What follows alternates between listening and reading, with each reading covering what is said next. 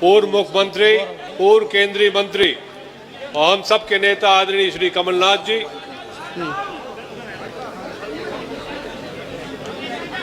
आपके चुनाव के संचालन करने के लिए पधारे पूर्व मंत्री भाई लखन घनघोरिया जी,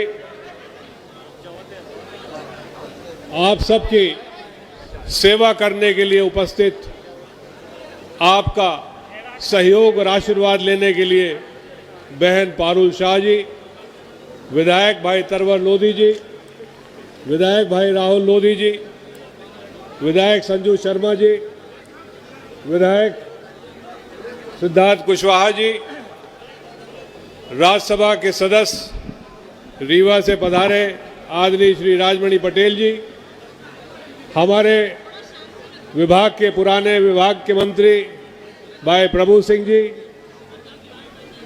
हमारे परम सहयोगी पूर्व विधायक आदरणीय चौबे जी, कृष्णराज सिंह जी, मंच में वो उपस्थित सभी सम्मानित कांग्रेस के वरिष्ठ जन, बाहर से पधारे हुए सभी सम्मानित सहयोगी साथीगण और सबसे ज़्यादा आपने अपना समय दिया और यहाँ पर आए हमारे बुजुर्ग, माताएं, बहन और प्रिय नवयुवक साथीगण।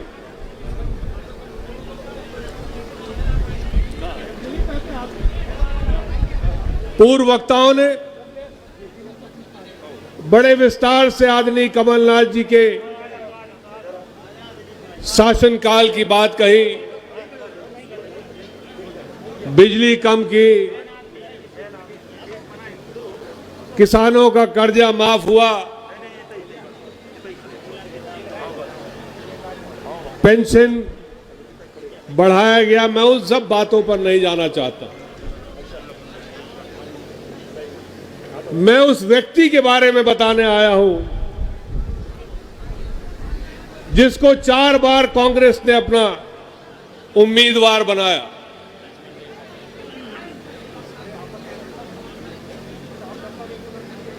प्रदेश कांग्रेस यूथ कांग्रेस का अध्यक्ष बनाया। वो जो अपने मामेरा गांव गिर्रई से शुरू होकर मोती नगर थाने के सामने किराए के मकान में जो रहता था, वो आज किला कोठी में रहने वाला है।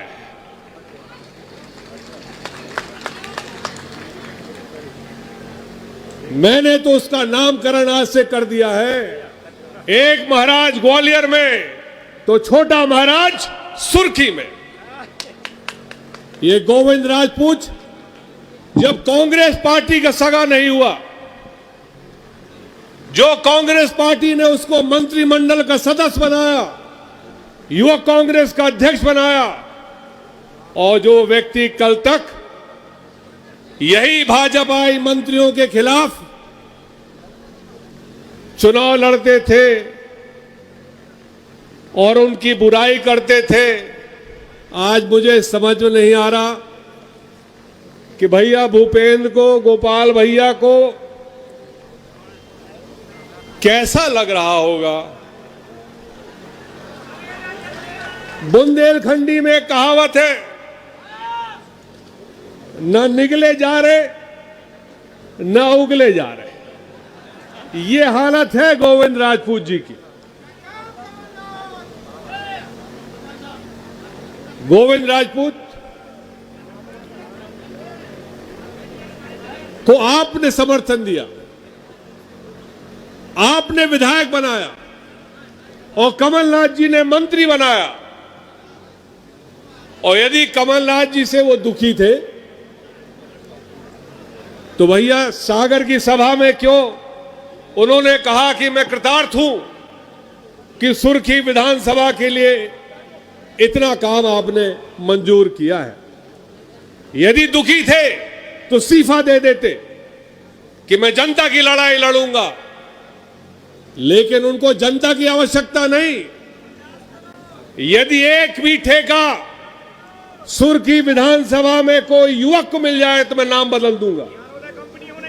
यहां ज्ञानोदय कंपनी है, उन्हीं को 130 करोड़ का काम अभी मंजूर हुआ। पूरी कोशिश करके नाम बदलवा कर कि फत्तू पटेल को न मिले, प्रभु सिंह को न मिले, फलाने को न मिले, लेकिन हमारी कंपनी को मिले। तो भैया उनको सब कुछ चाहिए।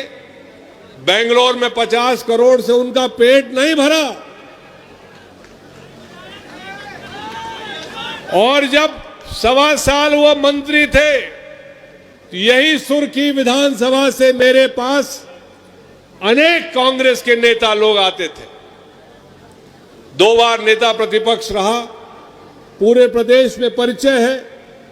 इसी विधानसभा से लोग आते थे, भैया हमें जेल से जाने को बचा लो, ये फर्जी केस मुकदमा लगा रहा है अपने कांग्रेसी नेताओं के ऊपर। इतना घमंड हो गया गोविंद भैया को कि उनको समझ में नहीं आ रहा था कि फिर से जनता के बीच, आपके बीच फिर से वोट लेने जाना पड़ेगा। ये तो सौभाग्य है सुर्खी का कि ऐसे दल बदलुओं को सबक सिखाने के लिए ये यही क्षेत्र है। ये बुंदेलखंड की धरती है और बुंदेलखंड में गद्दारों को कभी माफ नहीं किया जाता है। जो अपनी मात्र संस्था को बेच खाए, अपनी जनता को बेच खाए और सिर्फ अपने लिए सीमित हो जाए, उसका भैया आगे कोई फ्यूचर नहीं है, ये जरूर बताना चाहता हूं। अभी हाल में आदरणीय कमलनाथ जी एक सावित्री सिंह राजपूत ने एक आवेदन दिया कि उनकी कोई ज्ञानवीर समिति को, सविता है सावित्री क्या है? सविता, 10 हेक्टेयर जमीन सरकारी आवंटित हो जाए। मैं ये पूछना चाहता हूं, नियम कानून तोड़ के 25 एकड़ जमीन एक संस्था को सागर में अलॉट हो जाती है। मैं इस मंच के माध्यम से पूछना चाहता हूं शिवराज सिंह से, यहां के प्रशासन से, कि क्या एक गरीब सुर्खी का 50 बाय 50 अपना घर बनाने के लिए जमीन सरकार देगी? ऐसे व्यक्ति को नहीं देगी, लेकिन ऐसे दल बदलू को, ऐसे व्यक्ति को, ऐसी संस्था को 25 एकड़ जमीन दान में दे दी। बहुत बार गोविंद राजपूत जी की सभा लेने के लिए हमारे शिवराज भैया मामा जी आएंगे। ये वही मामा जी आएंगे जिनको हर सभा में गोविंद राजपूत ने कोसा है। विधानसभा के अंदर यही शिवराज सिंह जी को, चौहान जी को, यही गोविंद राजपूत जब बात करते थे। आज बहुत अच्छा लगेगा जब दोनों गले मिलेंगे। मुझे समझ में नहीं आ रहा कि सरकार गिरानी थी, सरकार ने क्या गुनाह किया? कांग्रेस पार्टी की सरकार थी, कमलनाथ जी दिल्ली के और केंद्र के बड़े नेता थे। राहुल गांधी जी ने भेजा कि भाई मध्य प्रदेश में एक नया इतिहास रचो। यहां के किसानों के मंदसौर की घटना के बाद यहां किसानों को उत्थान करो। यहां से जो बेरोजगार पूरे हिंदुस्तान में जाते हैं रोजी रोटी के लिए, उनको मध्य प्रदेश में रोजगार उपलब्ध हो जाए, उसके लिए इन्होंने ब्लूप्रिंट बनाया, अपना पूरा 40 साल का अनुभव लगाया। लेकिन कुछ लोगों को रास नहीं आया, क्योंकि वो भूमाफियाओं के खिलाफ थे, ऐसे लोगों के खिलाफ थे जिसकी उनके गले से नहीं उतर रही थी। और इसलिए 25 लोगों को दल बदलू बनाकर और ये आज फिर से चुनाव हो रहा है। ये चुनाव मध्य प्रदेश के इतिहास में पहली बार है कि एक कोई उपचुनाव है जहां 28 उपचुनाव हो रहे हो। 3 तो मान सकता हूं, लेकिन 25 के 25 दल बदलुओं का चुनाव है।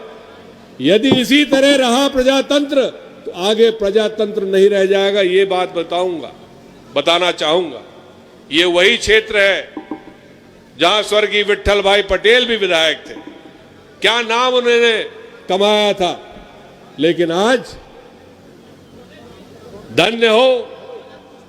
और मैं उम्मीद करता हूं कि हमारी बहन पारुल, जिनके पिताजी हमारे पिताजी के बहुत खास व्यक्ति हुआ करते थे, पारुल आपकी सेवा करने के लिए यदि आप मौका देंगे तो अवश्य करेगी।